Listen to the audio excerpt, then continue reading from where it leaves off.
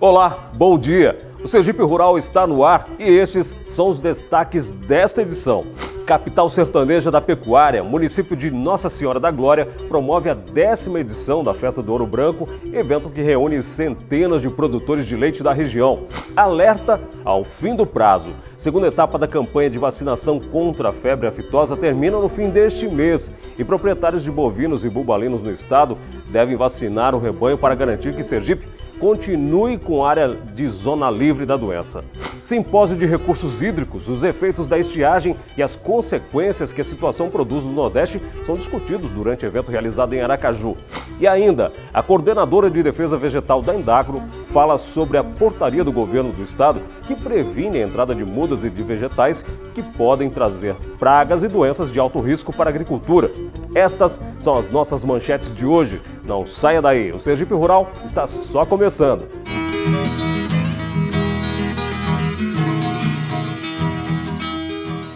A cidade de Nossa Senhora da Glória, além de ser conhecida no estado como a capital do sertão sergipano, também ficou famosa pela tradição leiteira e, por isso, também recebeu o título de município do Ouro Branco. E a fama do lugar deu nome ao evento que reúne dezenas de produtores da região. E na 10ª edição da festa, o destaque ficou por conta da primeira exposição homologada da raça Girolando, exposição de caprinos e ovinos e do primeiro festival gastronômico da região. Confira os detalhes na reportagem de Patrícia Dantas e Wesley Cruz. Localizada no Alto Sertão do estado, Nossa Senhora da Glória é a cidade que mais produz leite em Sergipe. Não é à toa que a cidade também é conhecida como a Terra do Ouro Branco. E com esse nome também foi batizada a festa mais tradicional do município, que reúne toda a cadeia leiteira no Parque de Exposições João de Oliveira Dantas. Mesmo em tempos de crise econômica, a pecuária se mostra fortalecida. Os produtores de leite continuam otimistas e apostando no crescimento do setor. A festa atraiu criadores de bovinos e caprinos, interessados em mostrar a genética dos animais e, claro, faturar as premiações na exposição dos animais e no torneio leiteiro. Trouxe 6 animais, pretendo levar pelo menos 2 prêmios. E que a expectativa é que eu venda alguns dos animais também. Não só esses que estão aqui na exposição, como alguns que tem em casa também. Um local que todo mundo tem seus melhores animais, traz para aqui para expor, e a gente tem que estar acompanhando, né? Para trazer os animais, para o pessoal ver e trazer o que a gente tem de melhor para participar. Se alguém tem algum interesse de ver, conhece o rebanho da gente, compra, vende e aí prossegue toda a cadeia do leite. Durante a festa do leite também teve espaço para conhecer a produção agroecológica e entender melhor o trabalho das instituições que ajudam no desenvolvimento do homem do campo. Nosso objetivo é para mostrar para a sociedade rural e urbana os trabalhos que são desenvolvidos pela Endagro, junto com os agricultores familiares e as comunidades tradicionais do estado. E temos como foco esse ano a estratégia de produção de alimentos para o semiárido, em função da grande crise climática da região. A Codevassi, através de convênio com a Prefeitura, forneceu vários equipamentos para alguns apicultores. E nós estamos aqui realmente para apresentar alguns equipamentos que servem para a apicultura, que tem ali a caixa de abelha, a forrageira, o decantador e alguns folhetos dando informações sobre a Codevassi. Além de ampliar conhecimentos, a feira foi lugar para investir em novidades para o campo e para o rebanho. E havia uma grande expectativa para a primeira exposição homologada da raça Girolando, que seguiu o regulamento da Associação da Raça. Essa exposição foi melhor do que a expectativa. A nossa necessidade para homologar a exposição seria 63 animais, mas nós estamos com 75 animais, mostrando os esforços que os produtores sergipanos estão fazendo, então somando na medida do possível para realizar uma bela exposição. O objetivo foi difundir o conhecimento sobre a raça considerada mais rústica e mais resistente em regiões de alta temperatura. Optar pela raça Girolando, segundo esse zootecnista e jurado da raça, é uma ótima opção em substituição à tradicional vaca holandesa. O Girolando hoje responde por 80% do leite produzido no Brasil, em todas as suas federações. É uma realidade, naturalmente uma realidade. E a Associação Brasileira dos Criadores de Girolando, que é uma delegada do Ministério da Agricultura, dirige um trabalho de melhoramento genético com teste de progênio dos seus reprodutores, controle leiteiro, onde vai selecionar as melhores matrizes, as melhores fêmeas. Enfim, é a grande raça do Brasil. E já hoje com uma visibilidade dos países de igual característica. América Central, América Latina, a própria África. Então é um produto hoje exportação. O Brasil já exporta esses animais para países como Colômbia, Bolívia, Venezuela, África do Sul. Então é a realidade, o Girolando atende a maioria dos estados do país e o sistema de produção. Não é só do Nordeste, de todas as regiões. Além da exposição dos bovinos Girolando, a festa também teve espaço para julgamento de caprinos e ovinos das raças Dorper, White Dorper e Santa Inês.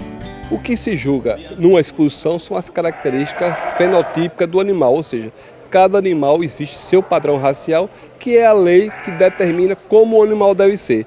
E é julgado pedindo essa perfeição e julgando entre um e outro para saber quem é o melhor animal da exposição, ou seja, o grande campeão, no caso dos machos, e as grandes campeãs, no caso das fêmeas. Saímos da alta genética da 10ª Festa do Ouro Branco para o primeiro Festival Gastronômico do Alto Sertão. Aqui, produtos produzidos na região se transformam em receitas únicas e muito saborosas. Mais de 40 estabelecimentos participaram do primeiro festival gastronômico promovido pelo Sebrae. O objetivo aqui é de promover esse festival gastronômico para que os restaurantes insiram nos seus cardápios a carne caprina e ovina, que é uma carne nobre hoje em todo o mundo. E com isso fortalecer a economia regional, né? E o produtor rural com isso ganhar cada vez mais. O jovem chefe Timóteo Domingos é reconhecido nacionalmente pelos pratos que produz, utilizando elementos da caatinga, criando o conceito da gastrotinga. Gastrotinga é um conceito gastronômico que trata da cultura alimentar do povo sertanejo, mostrando o bioma caatinga como uma base alimentar para esse povo e contextualizando, através da alimentação, toda a história e a cultura do povo da região. A gente procura retratar o mandacaru, a palmo, o facheiro, a cabeça de frade, a folha de velande, tudo isso mostrando que são alimentos da alimentação humana que foram colocados na alimentação animal por uma necessidade do animal, mas que não é exclusivamente um alimento animal. A proposta do evento foi justamente propiciar aos visitantes e turistas a oportunidade de provar essa variedade de sabores. Para aumentar a curiosidade, alguns pratos carregavam no nome elementos da região. Machada de lampião, em homenagem ao nosso rei do cangaço, Lampião. É o gostinho caseiro do sertão. É bom, muito bom, recomendo. A gente trouxe a pizza do sertão, que é carne seca, queijo coalho, queijo catupiry. E trouxe o filé assado com batatas douradas e cebola caramelizada. Pratos para todos os gostos. Doces, salgados, cozidos, fritos e, por que não, assados. E quem trouxe algumas dessas novidades garante o sabor.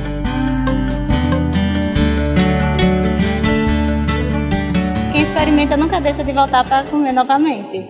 Agora a gente muda de assunto para falar sobre um dos maiores problemas enfrentados pelos estados do Nordeste, a seca. A região atravessa uma das maiores estiagens da história e o prejuízo já chega a 8 bilhões de dólares. Por isso, debater sobre o uso racional da água é fundamental. E durante 4 dias, a capital sergipana abriu as portas para receber cerca de 600 técnicos, pesquisadores, empresários e profissionais durante o 3º Simpósio de Recursos Hídricos do Nordeste. Veja. O encontro, que reuniu os maiores especialistas para debater as questões da água, aconteceu na capital sergipana. Trazer conhecimento, trocar experiência, debater todas essas questões de como fazer gestão de água em momento de escassez hídrica. Estamos todos com uma expectativa muito positiva para que, a partir desse evento, a gente consiga elencar uma série de ações que possa aprimorar a gestão dos recursos hídricos no semiárido brasileiro, principalmente. A água hoje representa um dos bens mais importantes da natureza e Sergipe apresenta um potencial muito grande de recursos hídricos. Então, é importante que se discuta todo esse potencial né, e que se também, né, procure soluções para os problemas que vêm ocorrendo com as nossas bacias hidrográficas. Desde 2012, o Nordeste vive uma grande escassez de água e o desafio proposto é discutir as dificuldades enfrentadas na gestão de recursos e também do uso de tecnologias que podem ser empregadas para melhorar o acesso e diminuir o desperdício. Com chuvas escassas e irregulares, a região Nordeste vem atravessando uma de suas piores secas. Só este ano, 20% da capacidade nos reservatórios vem esvaziando gradualmente, provocando mudanças no cenário local.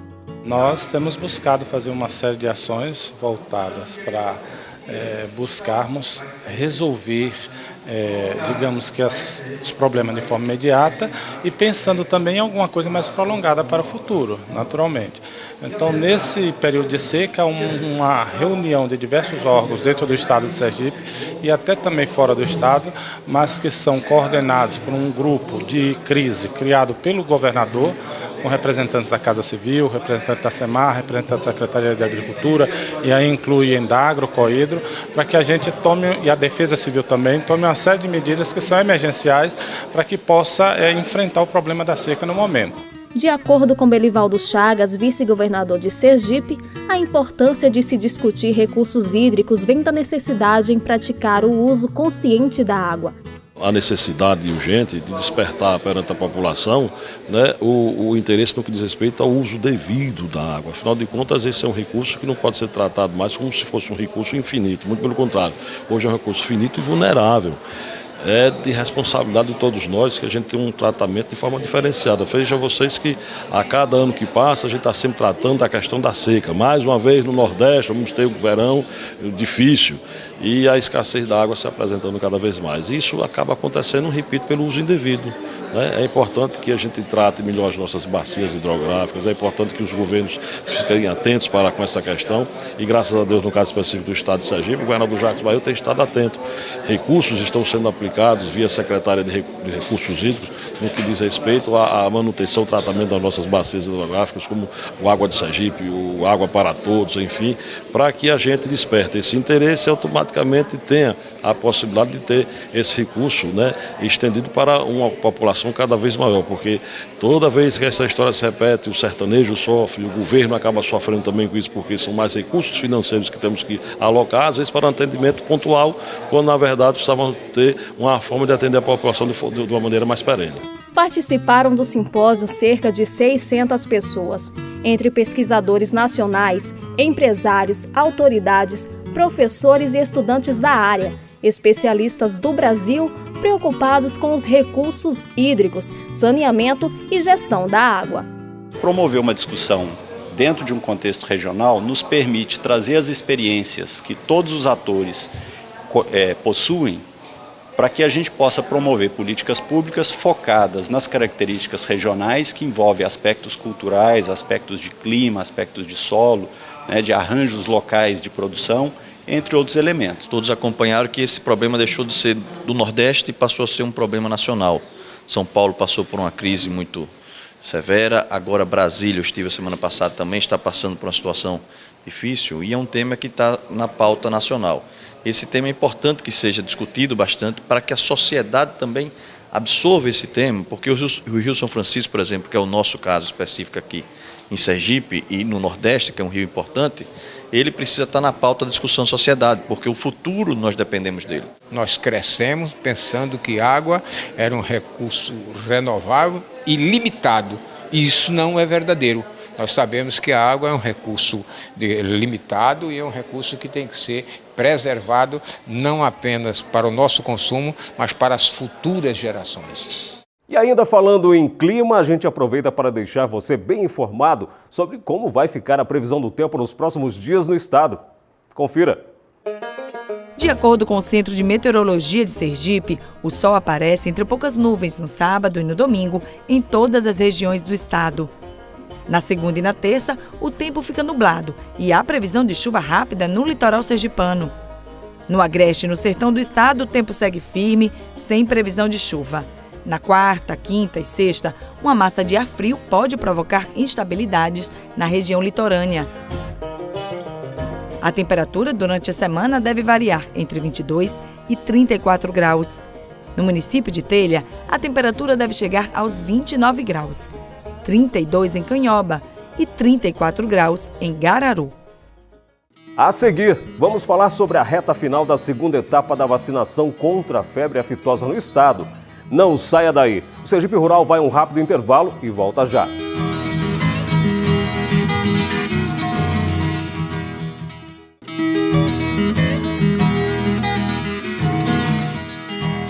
Estamos de volta, desta vez para trazer um recado para você que acompanha nosso programa e tem alguma sugestão interessante de reportagem.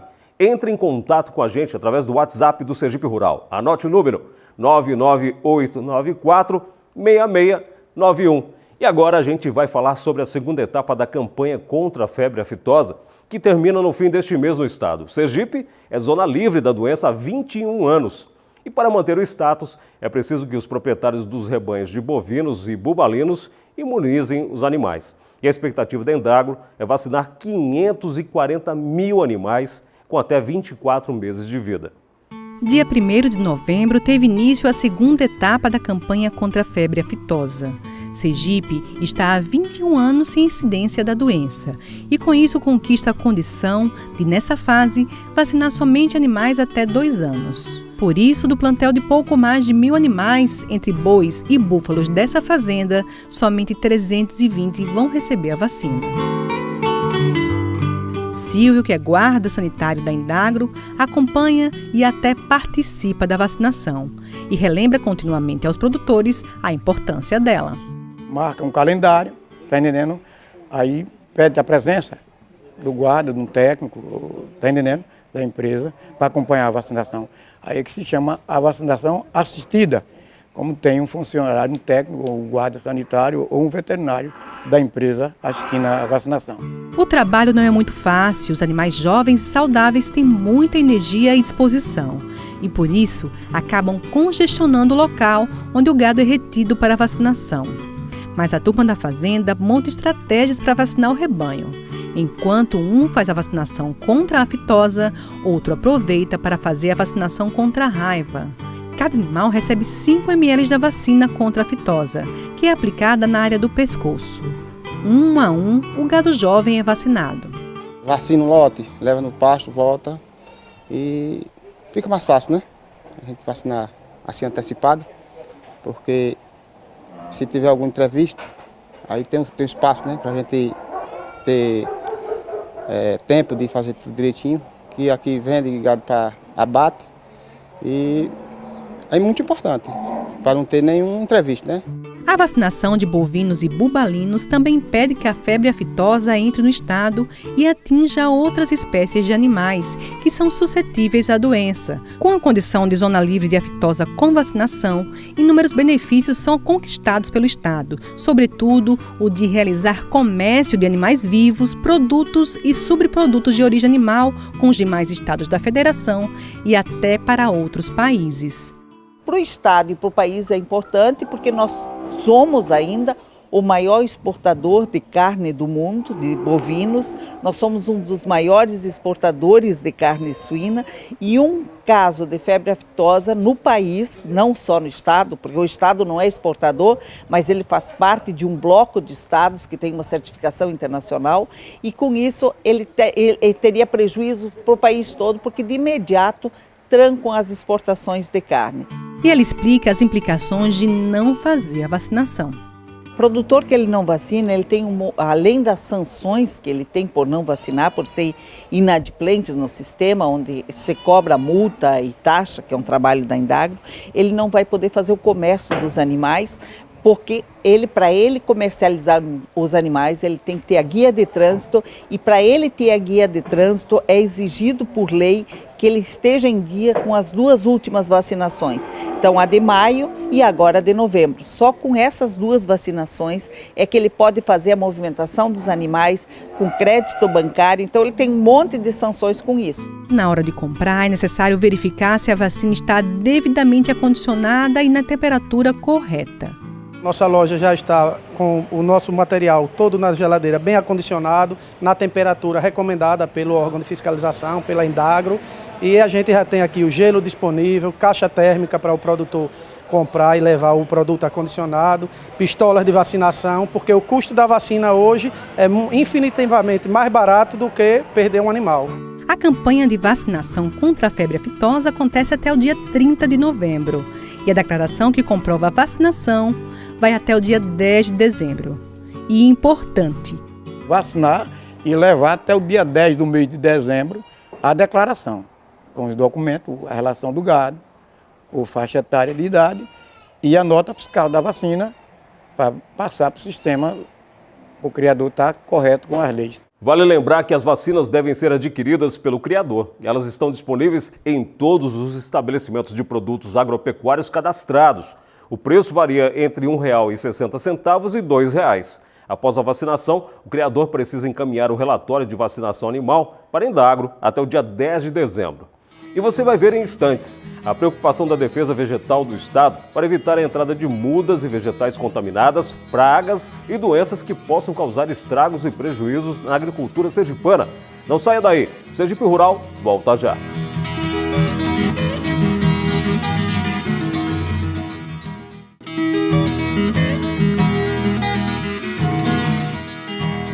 Preocupada com o trânsito e comercialização de mudas e materiais vegetativos que servem de hospedeiros de pragas e doenças de alto risco para a agricultura sergipana, foi editada no estado a portaria que disciplina o comércio e o trânsito de mudas e parte de vegetais em Sergipe. E sobre esse assunto, nossa equipe de reportagem conversou esta semana com a coordenadora de defesa vegetal da Indagro, Aparecida Andrade. Acompanhe.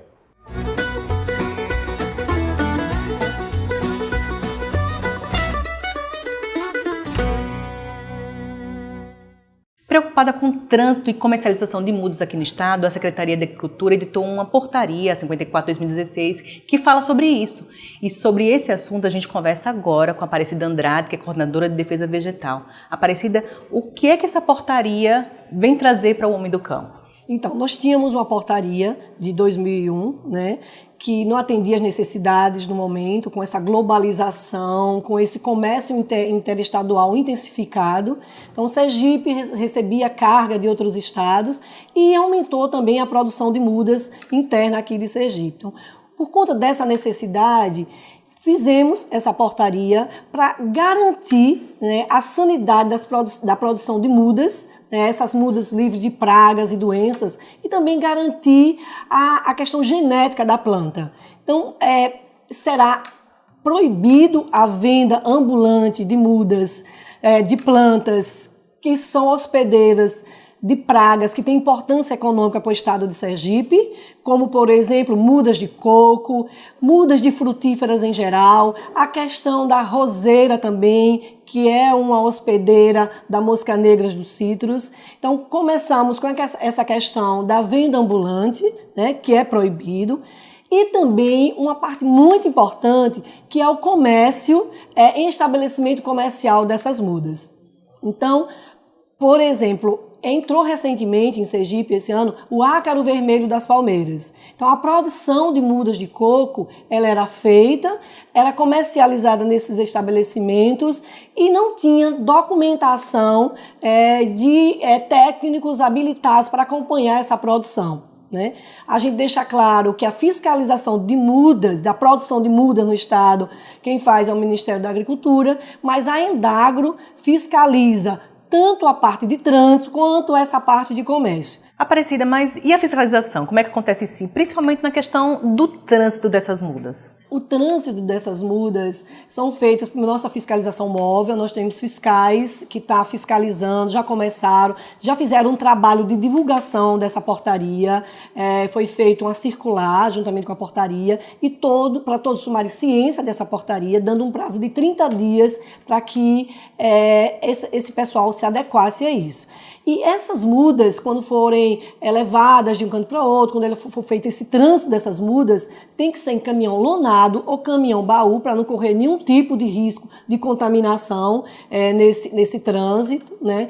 Outra coisa muito importante é aquelas mudas que são vendidas há muitos anos ali naquele comércio de Cristinápolis, no município de Cristinápolis, onde vende ali aquelas frutas, né, que é bem tradicional, aquela venda ali na entrada do município de Cristinápolis. Então, todo aquele pessoal que vende aquelas mudas de coco, principalmente, citros já estava proibido há muito tempo, eles já não estavam comercializando, mas aquelas mudas de coco já era bem tradicional vendendo ali. Eles desde o início do ano, estão sendo orientados, né, a não mais comercializar. Então, eles estão acabando aquele estoque que eles têm ali de comércio e vão zerar aquele estoque. Eles não podem mais comercializar daquela maneira. O que ele pode fazer é se organizar em uma associação ou um produtor e se adequar às exigências, procurar o Ministério da Agricultura, registrar a sua produção e aí sim comercializar com tranquilidade essas mudas. Muita gente então fica se perguntando, e como é que a gente faz para comprar uma muda de qualidade? Que orientações a senhora pode dar para a gente para que se compre com qualidade e com origem, né? Então, isso é muito importante. Além do respaldo que a Indagro está dando com todo esse trabalho de fiscalização, né, nessa arrumação, nessa produção de mudas, nesse comércio de mudas, o consumidor ele procure aquelas lojas mais idôneas, aquelas lojas que ele conversa com o proprietário, com os vendedores e solicite os comprovantes, por exemplo, termo de conformidade. Cadê o termo de conformidade daquelas mudas, né? Qual é o responsável técnico pela produção de mudas? Então, o consumidor exigindo essa documentação, onde foram produzidas, né? Quem é que está acompanhando essas mudas? Olhar também visualmente se essas mudas estão com aspecto bom, se estão bem desenvolvidas, né? Então, isso é muito importante. O consumidor não pode comprar mudas com nenhum tipo de dano, né? Nem com folhas manchadas, porque pode ser algum tipo de fungo. Nem observar embaixo da folha, às vezes tem aquele pozinho branco que a gente chama de cochonilha, não pode ter. Então, uma coisa muito importante é ver o vigor da planta. Então, livre de pragas e doenças, pelo menos visivelmente. A gente sabe que tem, às vezes, sintomas de plantas que ficam assintomáticas, que o consumidor ele não consegue identificar. Mas, na maioria das vezes, ele já tendo esse cuidado de olhar o aspecto da planta, se está com vigor muito bom, se as folhas estão bem desenvolvidas, se não tem nenhum sinais de pragas, de manchas embaixo da folha, se não tem nenhum tipo de insetozinho,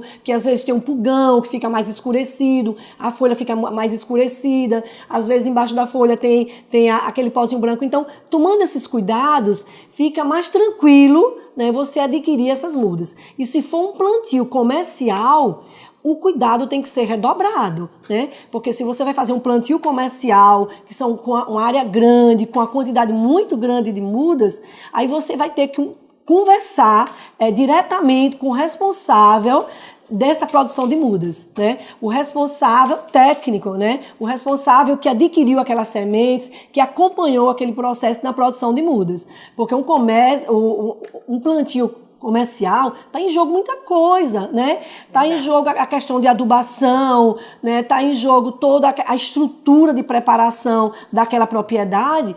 E se tratando, por exemplo, de uma cultura como o coco, que você pode, o coqueiranão você pode colher com 2 anos, 2 anos e meio, mas se for um híbrido é com muito mais anos, se for um gigante, muito mais anos. Então, você imagina você esperar, estruturar o seu pomar, fazer esse plantio e daqui a alguns anos você descobre que não era aquilo, que a produção não é boa, que o coco não era aquele que você desejava. Então, em um plantio comercial é muito importante conversar com o técnico responsável da área, o técnico habilitado nessa produção de mudas. Tá aí a gente conhecer a importância da origem dessas mudas e também porque a agricultura é uma base importante para a economia do estado. E o Sergipe Rural de hoje termina aqui, mas você pode ajudar na produção do próximo programa. É só enviar e-mail para sergiperural@perip.se.gov.br. ou através do WhatsApp do programa. Anote o número 99894-6691. Obrigado por sua companhia e até o próximo encontro. Tchau!